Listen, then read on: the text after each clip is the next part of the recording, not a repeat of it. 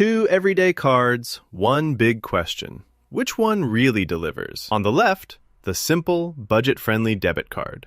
And on the right, the feature-packed, reward-earning credit card. Let's skip the buzzwords and get to the real stuff. Each category earns points, and at the end, you'll see exactly who comes out on top. The result might not be what you expect. Okay, so here's a quick mind map of what we're going to compare. Spending control, security and fraud, rewards and perks, credit building, usage trends for 2025, and fees and costs. Let's dive right in. Let's talk about spending control first. And honestly, the debit card kind of rules here.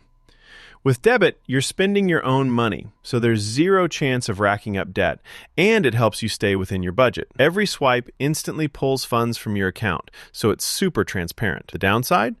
If you accidentally go over, overdraft fees can hit hard. Now, credit cards are awesome if you want some flexibility.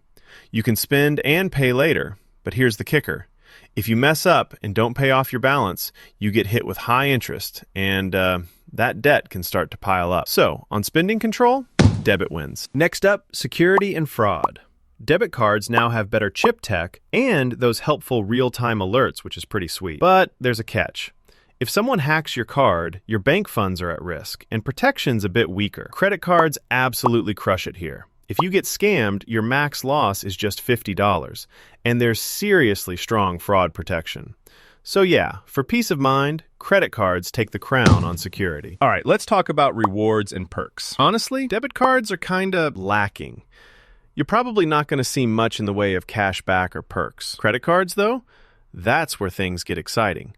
Think cash back, points, travel upgrades. No joke, 80% of folks say they use credit cards just for those rewards. So if you love free stuff, credit cards are the clear winner. Oh, and here's something cool. Did you know in 2025, debit spending actually grew faster than credit for the first time in years? That's a bit of a twist in the story. Credit building is up next. With debit cards, there's really no impact on your credit history. You're not borrowing, so your FICO score doesn't show any love. Credit cards, though, used responsibly, they help build up your credit score, which is clutch for future loans. Of course, you got to be responsible, or you're just sending that score downhill. But for credit building, you got to go with credit cards. Now, let's check out how people are actually using these cards. In 2025, debit card adoption hit 85%, with an average monthly spend of $1,600. That's a lot. And it's growing faster than ever. Credit cards are still super popular, with 72% adoption and about $3,500 spent monthly. People love them for those sweet rewards. But, not gonna lie, the total debt with credit cards is wild. $1.2 trillion, and interest rates over 21%. Honestly, usage trends show both get tons of action. So it's kinda a tie in this category. Let's wrap up with fees and costs. Debit cards are pretty mellow here. Fewer fees and, crucially, there's no interest to worry about.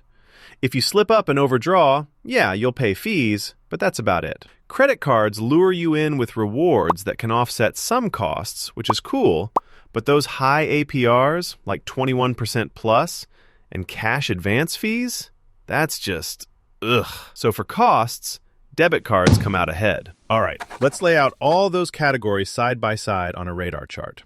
You can see just how debit and credit cards stack up in real life, not just on paper. So, bottom line, if you're all about sticking to your budget and steering clear of debt, debit cards are your best friend.